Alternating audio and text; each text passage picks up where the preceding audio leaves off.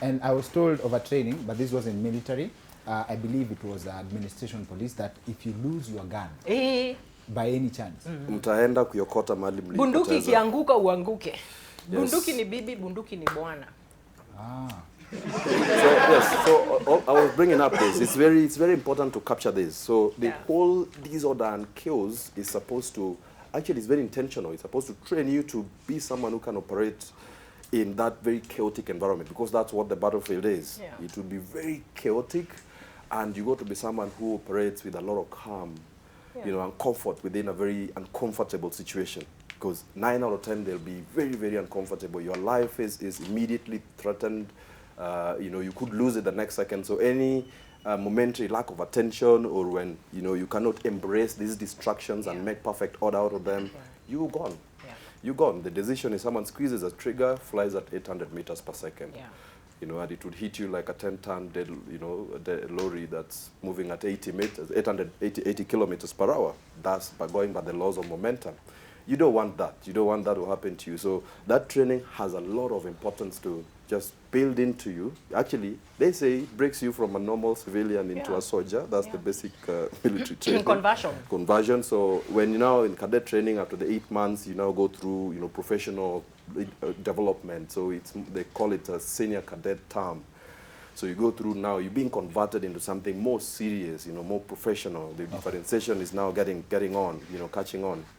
And people start to get to appreciate. But I mean, Ashia said, I share in the same sentiments. Nothing comes close in terms of development of a human being. In the 8 months? Yes. 22.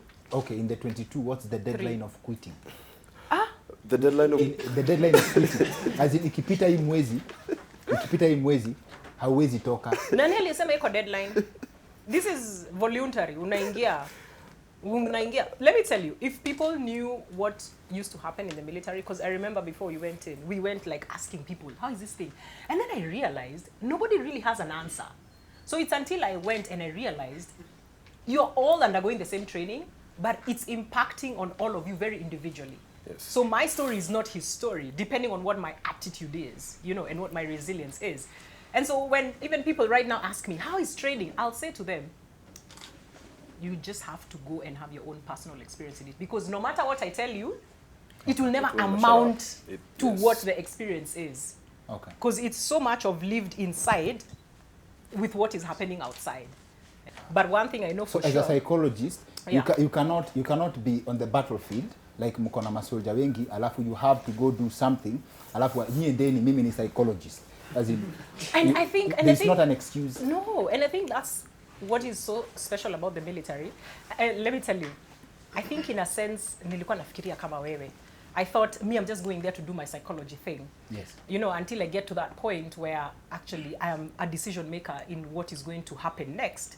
And it might actually result in casualties, but also understanding that I'm not going back, and understanding whatever happens, it will happen when I am here with these men. So going back is not an option. That was a very evolutionary day for me. Because I remember I called my dad and I said, this is the situation. You know, I don't know. At war, as in you have I called my dad. Because I was like, so say I don't come back. Like, you know, so I faced that sense of, of mortality. Yes. So I called him and I said, this is the situation, I may not come back. And I love my dad to death about it. And probably it's a thing that all parents or families of military people should do. When they call and they're worried, you know, my dad said to me, this is what you signed up for. And it was such an important message for me to hear at that particular point. Because the reality is, out there, nobody will come and save you. Not your mother, not your father, you know. So you can imagine if he had said, oh my God, I'm coming for you. Wait right there, I'm coming. Okay. You know, that would not have been very practical and useful. For the situation. For the situation. Your dad was in the military? No, he was not. But I guess he's a warrior in his own way, yeah? No, he must be a pastor. No. I think that's wisdom right there. And so, you know, that's what I came to realize. That at the end of the day, it doesn't matter what your speciality is, what your trade is, you're a soldier first and foremost. Everything else is secondary. And how successful has your foundation, True North, been as far as helping veterans reintegrate into society? So, again, back to the pioneering business, there has not been any formalized or intentional program to actually reintegrate soldiers, help them to transition, or provide them with any kind of care. You know, I'm the one who started it. So with everything that starts, I think I've started things enough to be able to know it will probably take me 5 to 10 years. I won't get all the money that I need. I don't have all the money that I need. Mostly people will say, but isn't the government taking care of veterans? And that's why there's the advocacy part. You know, we did the petition. It was sponsored by the Honorable Senator George Haneri. It was successful on the Senate floor. They all agree that this is something that needs to happen.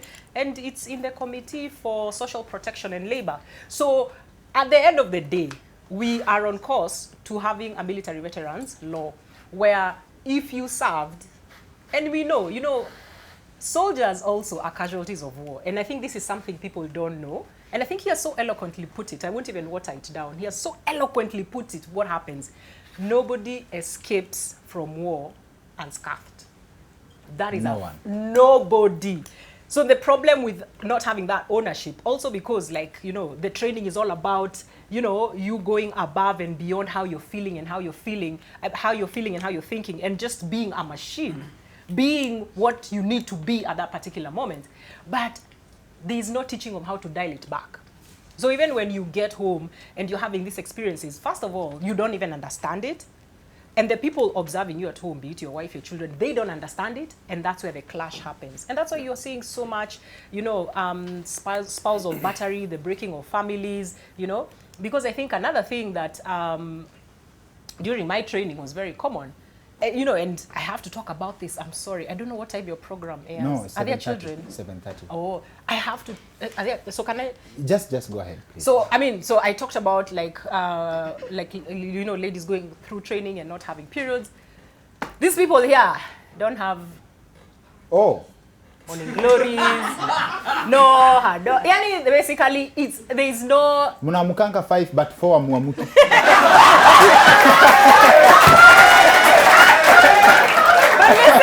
Listen. I mean, it's not for 22 months.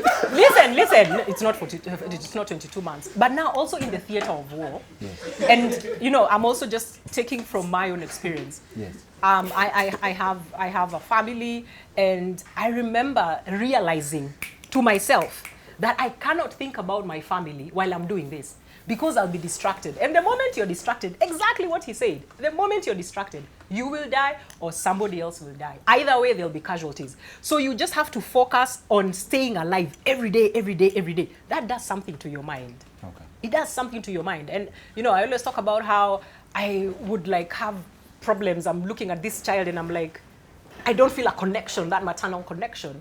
Okay. It's almost as if, you know, that idea of that presence is taken away. And I have met, you know, soldiers who have been like, oh, I've been shot in the neck. That's great. When do I go back to the front?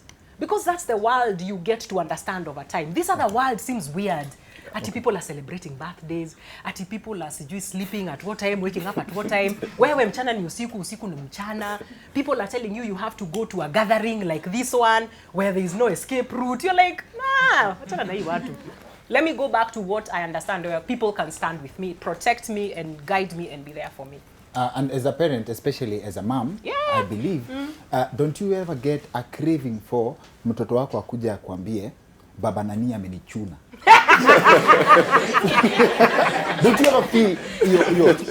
No, I think what the truth is, the discipline of the profession is that your reaction has to be deserved. Controlled as well. Not even, yeah, and it has to be proportionate. And also, you know, me, I always say, in the police, they are taught to, like, you know, disarm people, disable them, they can shoot you in the knee or in the shoulder. You know, soldiers are taught to kill people. So, you know, you don't want that kind of energy in the place where you want to call home. Because a place you call home, you want to be a place you can be present and you can have a human relationship with everybody who is around there. Because one thing about being out there, there's very little humanity because of what you have to do and what is done to you. So you want to make sure that when you do have that opportunity to have that space that is outside the theater of war, there's humanity, there's something that grounds you, there's something that reminds you what this is all about. Okay, yeah. Thank you.